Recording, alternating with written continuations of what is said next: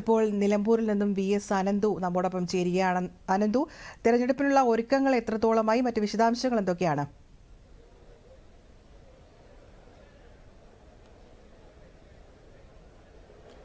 സൗമ്യ, തെരഞ്ഞെടുപ്പിന് ഇനി വെറും മണിക്കൂറുകൾ മാത്രമാണ് ബാക്കിയുള്ളത്. മുന്നണികളെല്ലാം തന്നെ ഇന്ന് നിശബ്ദ പ്രചരണത്തിൽ ഏർപ്പെട്ടിരിക്കുകയാണ്. നിശബ്ദ പ്രചരണത്തിൽ പരമാവധി വോട്ടർമാരെ കണ്ട് അവരുടെ വോട്ടുറപ്പിക്കാനാണ് മുന്നണികൾ ഇപ്പോൾ ശ്രമിച്ചുകൊണ്ടിരിക്കുന്നത്. ഏറ്റവും അവസാനത്തെ മണിക്കൂറുകളിലും വോട്ടർമാരെ നേരിട്ട് കാണുക എന്നുള്ള ഒരു ലക്ഷ്യത്തിലാണ് സ്ഥാനാർത്ഥികളെല്ലാം തന്നെ. രാവിലെ മുതൽ തന്നെ NDA സ്ഥാനാർത്ഥിയും LDF സ്ഥാനാർത്ഥിയും UDF സ്ഥാനാർത്ഥിയും ഈ വോട്ടർമാരുടെ ഇടയിലേക്ക് ചെന്ന് വോട്ട് അഭ്യർത്ഥിക്കുന്ന തിരക്കിലാണ്.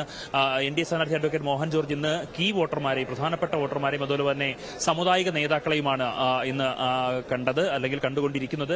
UDF സ്ഥാനാർത്ഥിയായിട്ടുള്ള ആര്യടൻ ഷൗക്കത്ത് ഇന്ന് വിവിധ സ്ഥലങ്ങളിലുള്ള കോളേജുകളിലും അതുപോലെ തന്നെ പ്രധാനപ്പെട്ട സ്ഥലങ്ങളിലും എത്തി വോട്ടർമാരെ നേരിട്ട് കണ്ട് വോട്ട് അഭ്യർത്ഥിക്കുന്ന ഒരു സാഹചര്യമാണ് നിലവിലുള്ളത്. LDF സ്ഥാനാർത്ഥിയായിട്ടുള്ള അഡ്വക്കേറ്റ് M സ്വരാജും ഈ വോട്ടർമാരെ നേരിട്ട് കാണുന്നുണ്ട്. വിവിധ സ്ഥലങ്ങളിൽ മൂത്തേടം പഞ്ചായത്തിലടക്കമാണ് അദ്ദേഹത്തിന്റെ പര്യടനം എന്നുള്ളത്. അൻവറിന്റെ കാര്യം പറയുകയാണെങ്കിൽ അൻവർ ഇന്നലെയും കൊട്ടിക്കലാശത്തിൽ പങ്കെടുക്കാതെ വോട്ടർമാരെ കാണുന്ന തിരക്കിലായിരുന്നു. ഇന്ന് അദ്ദേഹം രാവിലെ കോഴിക്കോടാണ്. അതിനുശേഷം വോട്ടർമാരെ കാണുമെന്നുള്ള ഒരു വിവരം നമുക്ക് ലഭിച്ചിട്ടുണ്ട്. എന്തായാലും തിരഞ്ഞെടുപ്പിനുള്ള ഒരുക്കങ്ങളെല്ലാം പൂർത്തിയായിട്ടുണ്ട്. നമ്മളിപ്പോൾ ചുങ്കത്രയിലുള്ള മാർത്തോമ ഹയർ സെക്കൻഡറി സ്കൂളാണ്. ഇവിടെയാണ് വോട്ടിംഗ് സാമഗ്രികളുടെ വിതരണം നടക്കുന്നത്.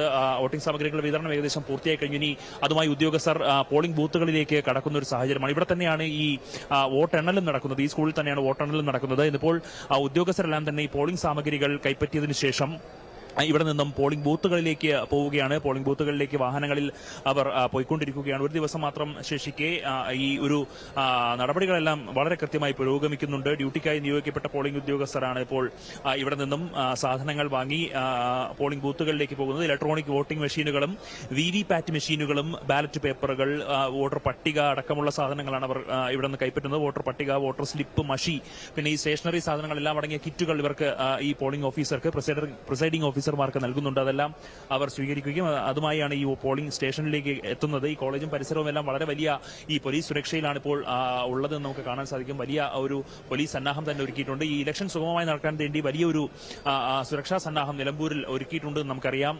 1500ഓളം പോലീസുകാരെ വിനിയോഗിച്ചിട്ടുണ്ട്. അതുപോലെ തന്നെ മറ്റു സേനാ വിഭാഗങ്ങളും നിലമ്പൂരിൽ ഈ തിരഞ്ഞെടുപ്പിന്റെ സുരക്ഷാ ക്രമീകരണങ്ങൾ ഒരുക്കുന്നതിനായി വിന്യസിച്ചിട്ടുണ്ട്. കേരള പോലീസും അതോടൊപ്പം തന്നെ മറ്റു സേനാ വിഭാഗങ്ങളും പോളിംഗ് ബൂത്തുകളിൽ സുരക്ഷ ഒരുക്കും. ഒരു പോളിംഗ് സ്റ്റേഷനിൽ 2 പോലീസുകാരടക്കമാണ് ഉണ്ടാവുക എന്നാണ് നമുക്ക് അറിഞ്ഞത്. പിന്നെ പ്രശ്നബാധിത ബൂത്തുകളിൽ കൂടുതൽ സേനാ വിഭാഗങ്ങളെ വിന്യസിച്ചിട്ടുണ്ട്. അങ്ങനെയുള്ള സുരക്ഷാ ക്രമീകരണങ്ങളും ഏകദേശം പൂർത്തിയായിട്ടുണ്ട്. ആകെ 263 പോളിംഗ് സ്റ്റേഷനുകളാണ് നിലമ്പൂർ മണ്ഡലത്തിലുള്ളത്. കഴിഞ്ഞ തവണത്തേക്കാൾ 59 പോളിംഗ് സ്റ്റേഷനുകൾ ഇത്തവണ കൂടുതലാണ്. ഏകദേശം 1200ഓളം വോട്ടർമാർ ഒരു ബൂത്തിൽ വരുന്ന തരത്തിലാണ് ഈ ക്രമീകരണങ്ങളെല്ലാം നടത്തിയിട്ടുള്ളത്.